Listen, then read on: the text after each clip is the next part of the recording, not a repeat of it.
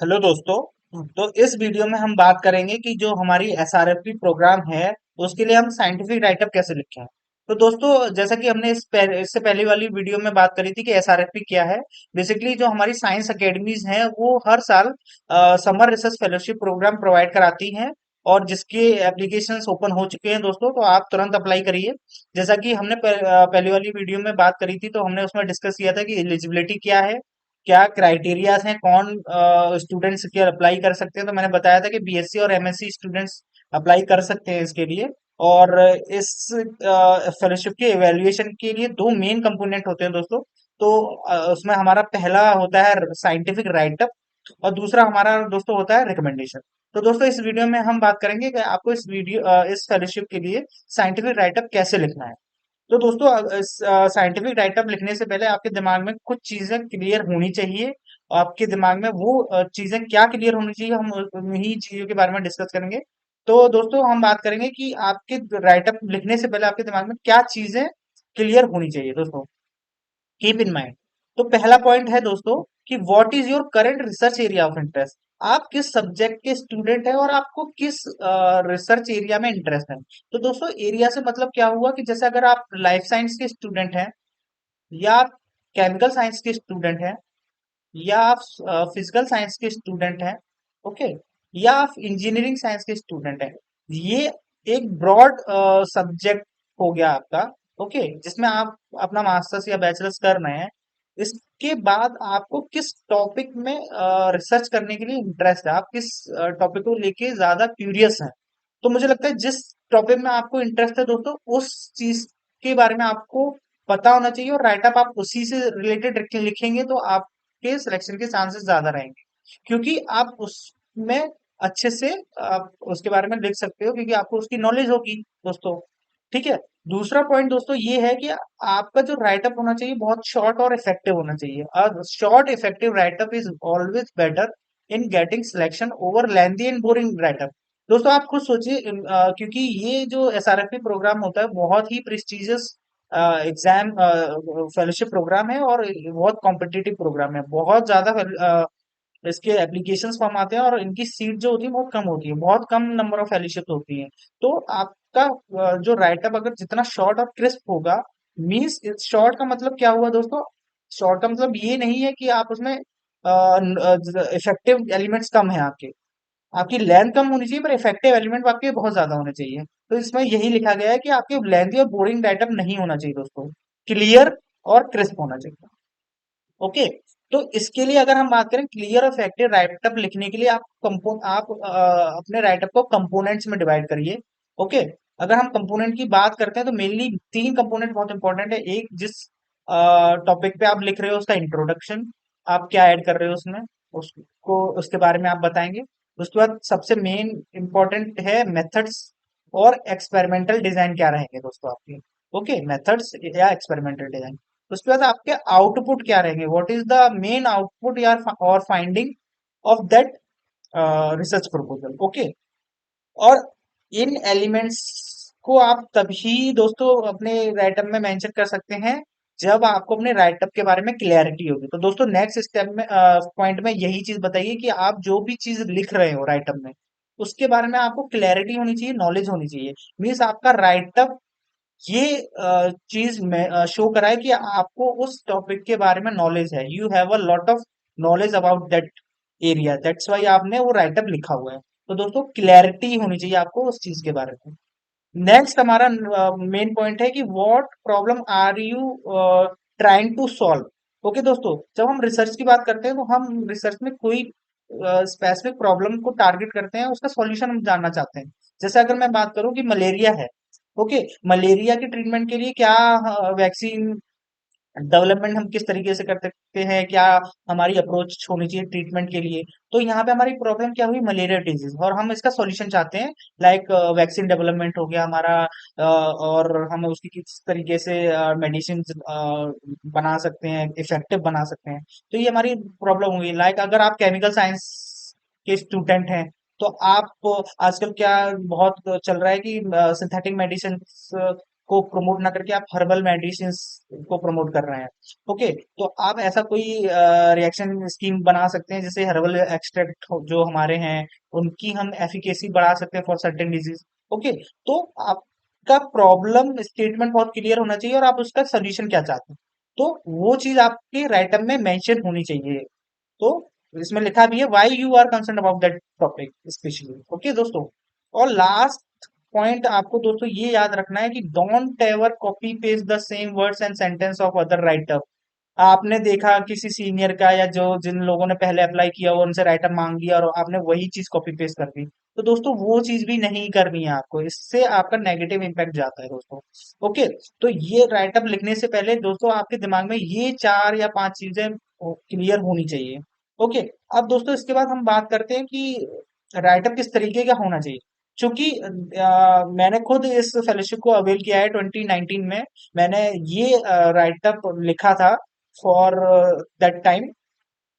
तो दोस्तों इसको ही मैंने एज अ सैम्पल राइटअप के रूप में यहाँ पे मैंने दिखाया है दोस्तों। इस चूंकि देखिए इस फेलोशिप एसआरपी में आपके साइंटिफिक राइटअप के लिए वर्ड लिमिट है।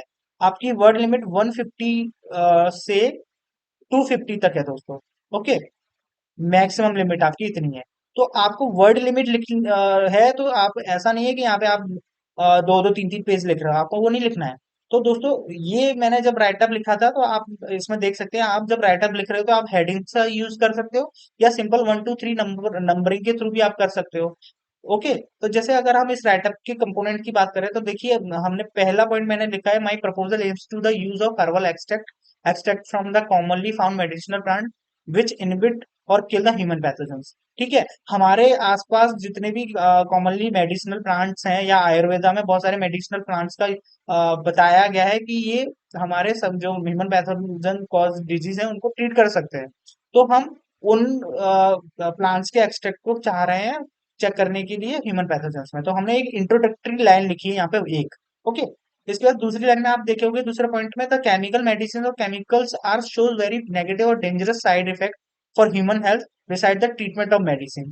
ओके, मतलब जो सिंथेटिक मेडिसिन और जो हमारी केमिकल बेस्ड मेडिसिन है वो क्या करती है, ट्रीटमेंट तो करती हैं, पर उस ट्रीटमेंट के अलावा उनके साइड इफेक्ट बहुत होते हैं। ओके, डेंजरस साइड इफेक्ट आप देख सकते हैं। तो इस लाइन में हमने एक प्रॉब्लम बताई है जिसका हमें सॉल्यूशन हम देखना चाह रहे हैं। ओके, हमने यहाँ पे अपनी प्रॉब्लम का स्टेटमेंट दिया हुआ है, हमने मेंशन किया है कि हम किस प्रॉब्लम को टारगेट कर रहे हैं। ओके, इसके बाद हम बता रहे हैं कि the common plants shows many type of anti microbial property microbial property which prevent human pathogen. जैसे कि आयुर्वेदा में बताया गया बहुत सारे प्लांट्स हैं हमारे जो एंटी माइक्रोबियल एक्टिविटी दिखाते हैं, पर हम उनको एक्सप्लोर करना चाह रहे हैं। अब चूंकि दोस्तों इसमें आप उनकी गाइडलाइन में सीधा लिखा गया है कि आप जनरल डिस्क्रिप्शन नहीं दे सकते हैं। अब हमने बता तो दिया कि प्लांट एंटीमाइक्रोबियल प्रॉपर्टी दिखाते हैं, पर कौन से प्लांट आप अपने प्रपोजल में अपने ट्रेनिंग के दौरान यूज करोगे। तो हमने यहाँ पे 5 कॉमन प्लांट्स के बारे में बताया गया है जो कि मैंने लिटरेचर सर्वे किया था।